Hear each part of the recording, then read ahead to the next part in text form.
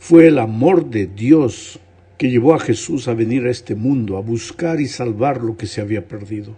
El ser humano no estaba perdido porque existía una ley, no, sino que estaba perdido porque había quebrantado esa ley y al hacerlo pues había escogido su propio camino de pecado, de soledad y de muerte.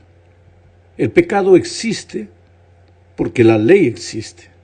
Primera de Juan capítulo 3 versículo 4 dice: todo aquel que comete pecado quebranta también la ley, pues el pecado es quebrantamiento de la ley.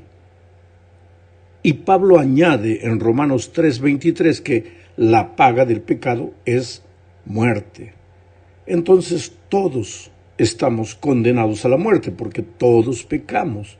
Pero Jesús ocupó nuestro lugar en la cruz y pagó la pena de nuestra culpabilidad, que era la muerte. Ahora, porque Jesús nos sustituyó al pagar el precio del pecado, ahora nosotros podemos mirar al cielo con esperanza. Si aceptamos por la fe el sacrificio de Cristo en nuestro favor, pasamos de muerte a vida, no por merecimiento humano, sino por gracia, por la gracia maravillosa de Cristo. Ya no debemos nada. Jesús ha pagado nuestra deuda. Ya no hay condenación. Sin embargo, todavía cargamos en nosotros la naturaleza pecaminosa que nos acompañará hasta el día de la venida de Cristo. Esa naturaleza pues intentará llevarnos muchas veces de vuelta hacia el pecado, porque la ley sigue existiendo.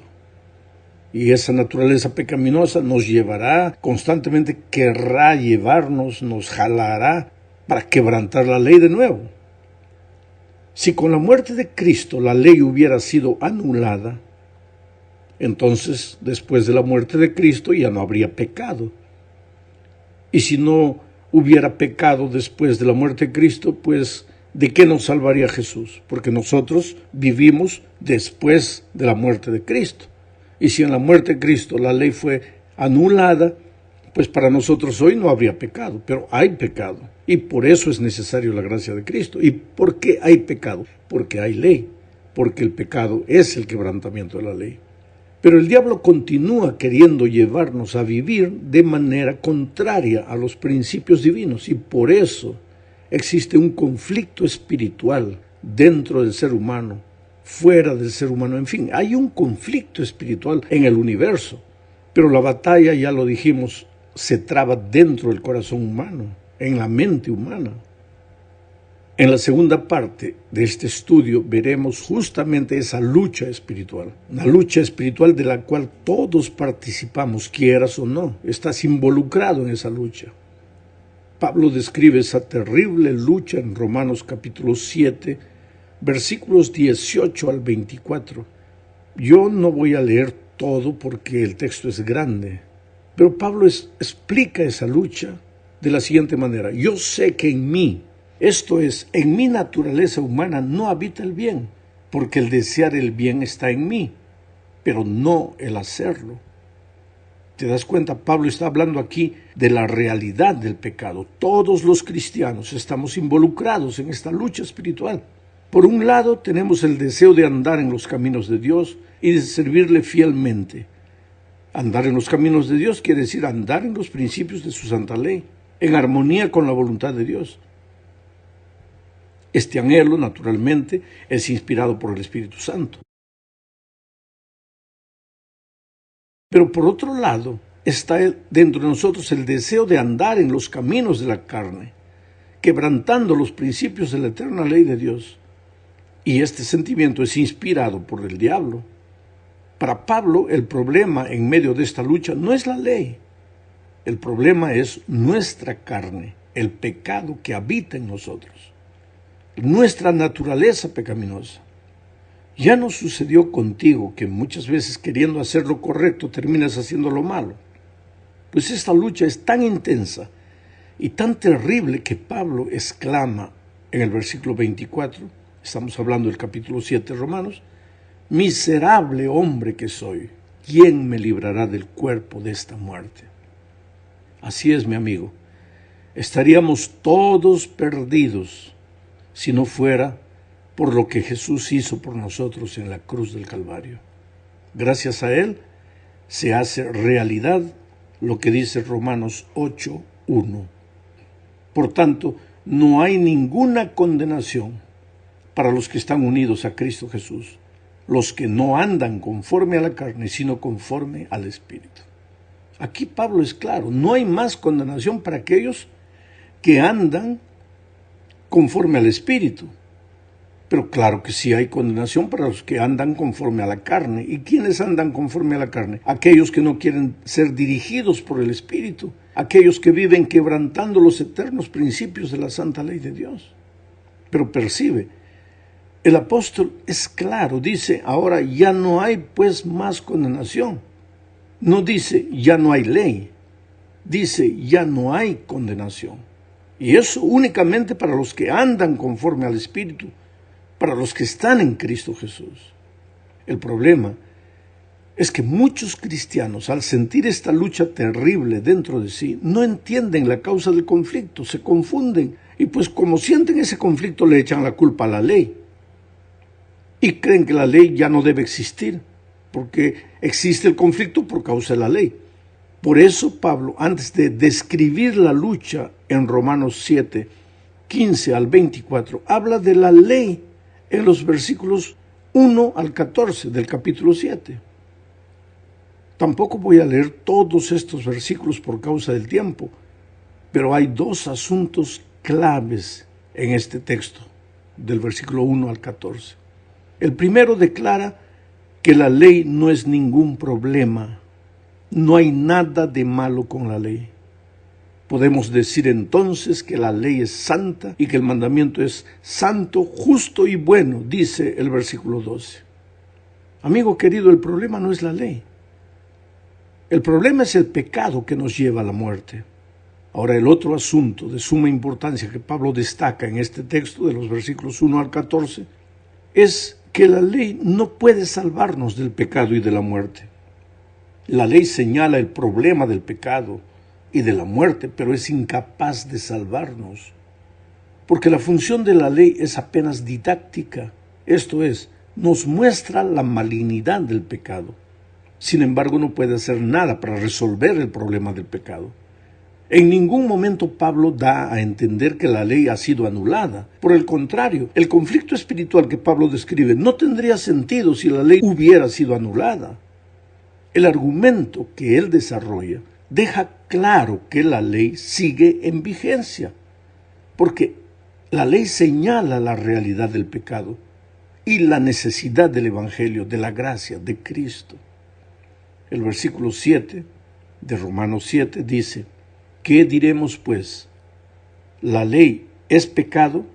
En ninguna manera. Pero yo no conocía el pecado sino por la ley, porque tampoco conociera la codicia si la ley no dijera, no codiciarás. En resumen, lo que Pablo está diciendo es que la ley no produce la muerte. Quien produce la muerte es el pecado. La ley solo muestra cuán mortal es el pecado.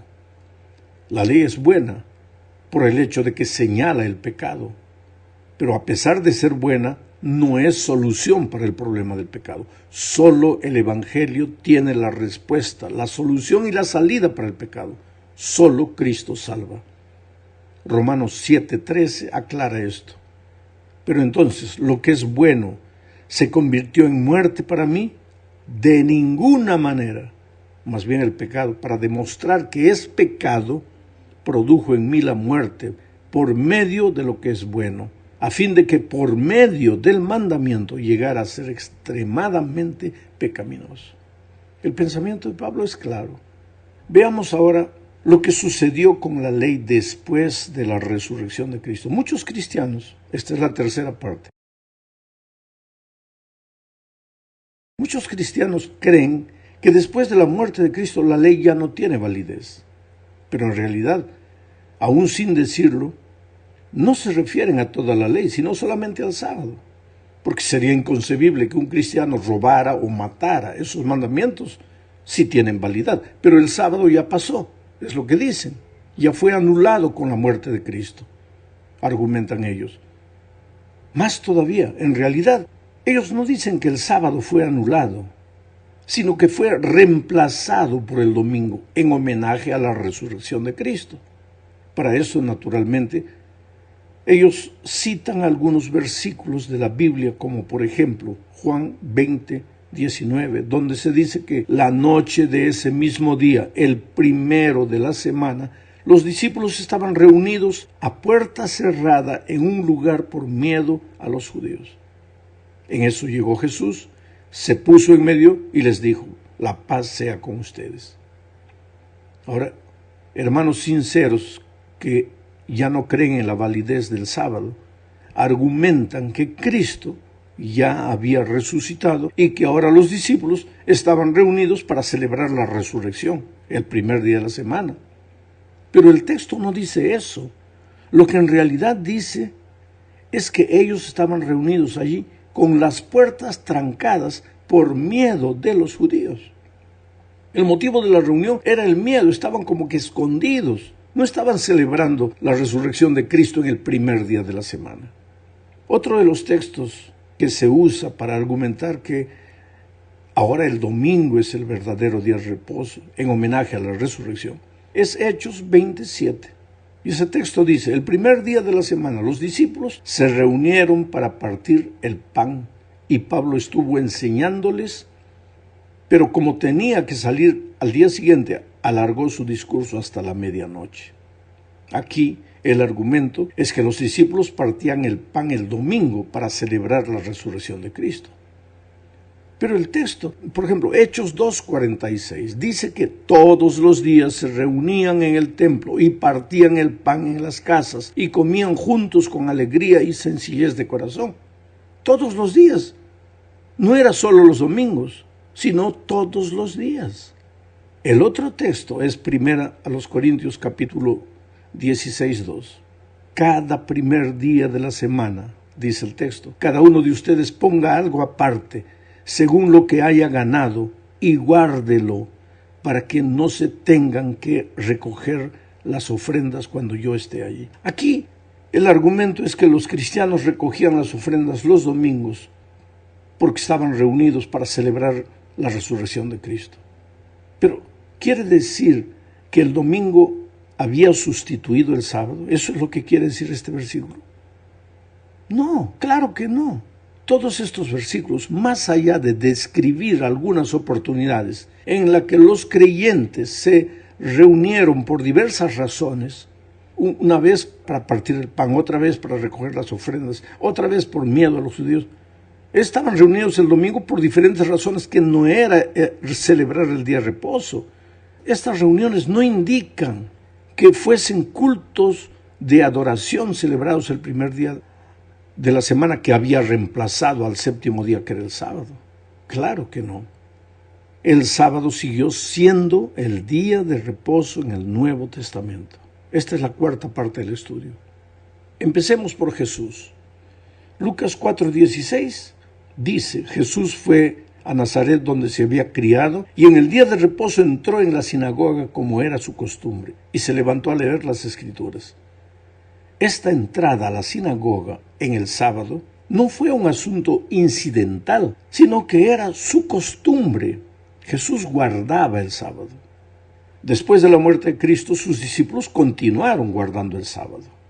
Lucas 23, 55 y 56 dicen: acompañaron a José las mujeres que habían venido con Jesús desde Galilea y vieron el sepulcro y cómo fue colocado el cuerpo. Después regresaron a su casa para preparar especias aromáticas y ungüentos y descansaron en el día de reposo conforme al mandamiento. Aquí puedes ver que Jesús ya estaba muerto, ya estaba enterrado, y sus discípulos continuaban guardando el sábado conforme al mandamiento. Más todavía, cuando Lucas registró este hecho, ya habían pasado 20 años de la muerte y de la resurrección de Cristo. Y Lucas dice, conforme al mandamiento. Es porque 20 años después de la muerte de Cristo todavía se guardaba el sábado. Si leemos todo el libro de los Hechos, veremos que los apóstoles guardaron el sábado. Voy a mencionar solo un texto, Hechos 18:4. Y todos los días de reposo debatía en la sinagoga y lograba persuadir a judíos y griegos. Muchos dicen que Pablo iba a la sinagoga los sábados porque solo los sábados podía encontrar reunidos a los judíos y querían evangelizarlos. Pero el texto menciona a los griegos y los griegos no guardaban el sábado. Entonces, lo que Pablo hacía era reunirse con hermanos cristianos, judíos y griegos en el día de reposo, porque el sábado seguía siendo el día sagrado del Señor. No hay duda de que el sábado es el día de reposo instituido por Dios desde el Edén. Cristo lo guardó, sus discípulos también lo guardaron. Es verdad que hay muchos cristianos sinceros que no han logrado entender esta verdad y debemos amarlos y enseñarles con humildad el plan de Dios para su vida.